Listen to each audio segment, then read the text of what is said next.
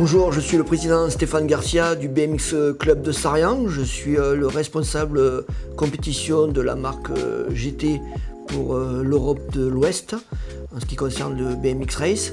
Je suis organisateur d'événements nationaux et internationaux.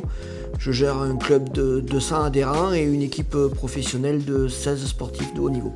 La Coupe du Monde a été incroyable, ça a été un spectacle magnifique. C'était la première fois que le Vaucluse organisait un événement international d'une discipline olympique. On a montré qu'on avait le Mont Ventoux, mais on a aussi le BMX Race, avec un triplé français, une Marseillaise chantée, des frissons qui ont parcouru, je crois, les bras de beaucoup de gens, que ce soit sur place ou à la télévision, donc c'était une grande réussite. Ma plus grande satisfaction, elle est que grâce à la mobilisation de tous, c'est-à-dire les bénévoles, les sportifs, il ne faut pas oublier qu'il y avait des sportifs, le public, parce que le public est venu nombreux, on a réussi à montrer que Sarrian aujourd'hui était the place to be.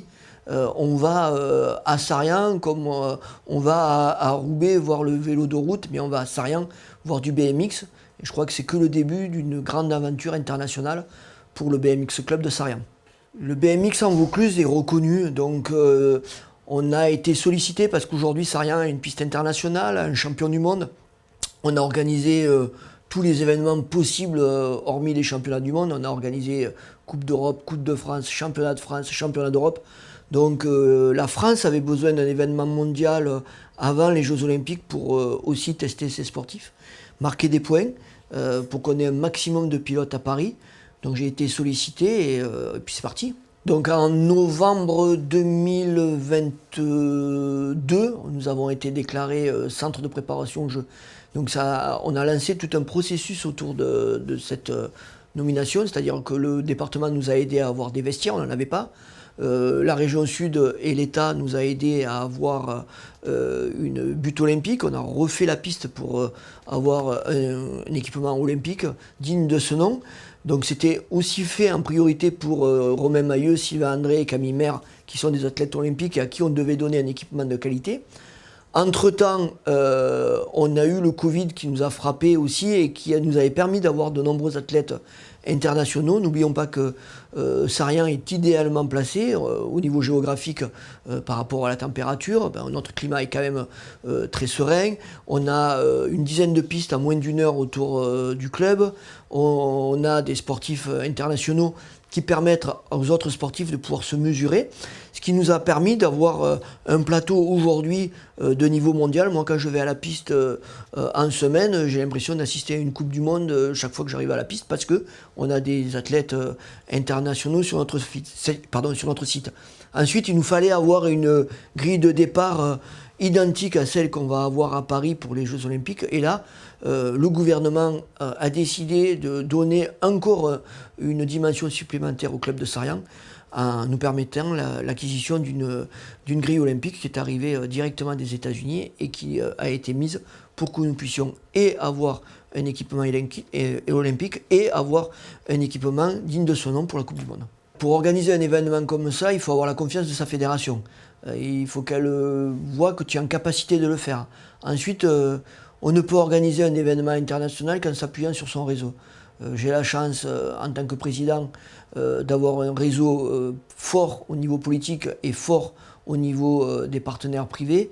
Et en mobilisant les politiques et les partenaires privés, on est arrivé à avoir un budget relativement intéressant. Sur un budget prévisionnel de 360 000 euros, on est arrivé à un peu plus de 180 000 euros de subventions et de partenaires, ce qui nous a permis de pouvoir arriver à Sarrian le jour de l'organisation en ayant payé tous les fournisseurs.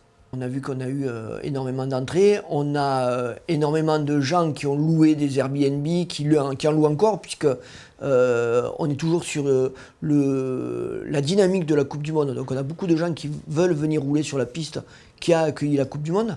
Et puis moi, le plus surprenant, c'est que il y a eu une dynamique vraiment marquée au niveau des entreprises du territoire qui se sont dit mais pourquoi on n'était pas partenaire d'un tel événement. Je crois que les entreprises et les collectivités n'ont pas pris la mesure d'un événement aussi incroyable que celui que nous avons organisé.